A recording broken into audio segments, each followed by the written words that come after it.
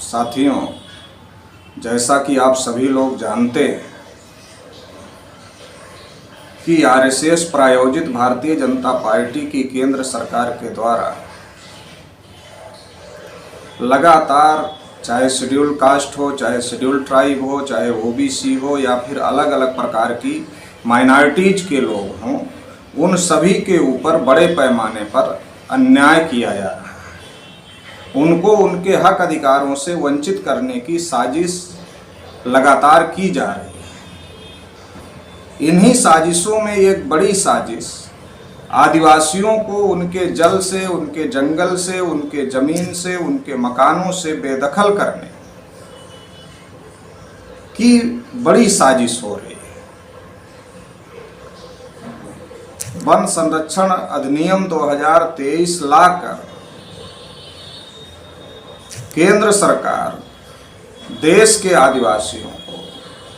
जिनको की 5वीं और 6ठी अनुसूची में जल जंगल जमीन पर अधिकार दिया गया है, उन आदिवासियों को उनके जल जंगल जमीन से वंचित करने का, उनके मकानों से उन्हें बेदखल करने का बहुत बड़ा षड्यंत्र किया जा रहा है। राष्ट्रीय आदिवासी एकता परिषद, जो कि आदिवासियों का राष्ट्रीय स्तर का संगठन है, उनके राष्ट्रीय अध्यक्ष माननीय एच.एन. रेकवाल जी के द्वारा केंद्र सरकार द्वारा आदिवासियों के खिलाफ की जा रही इस साजिश का विरोध किया गया और उनके द्वारा आदिवासियों के जल को, जंगल को, जमीन को, मकानों को बचाने के लिए और केंद्र सरकार की साजिशों को विफल करने के लिए 3 चरणों में चरणबद्ध आंदोलन घोषित किया गया है, जिसमें पहला चरण 13 अगस्त 2024 को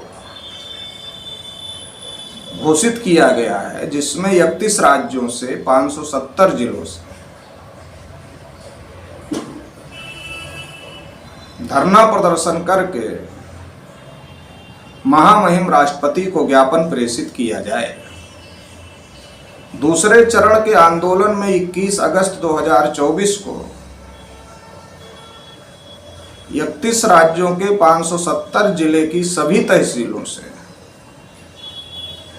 राष्ट्रीय आदिवासी एकता परिषद के माध्यम से धरना प्रदर्शन करके पुनः महामहिम राष्ट्रपति महोदया को ज्ञापन प्रेषित किया जाएगा। और तृतीय चरण में 2 सितंबर 2024 को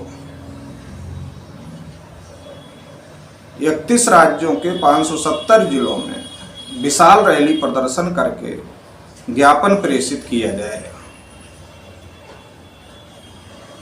इसके आधार पर केंद्र सरकार से ये मांग की जाएगी कि जो वन संरक्षण अधिनियम 2023 है, जिसकी वजह से आदिवासियों के जल जंगल जमीन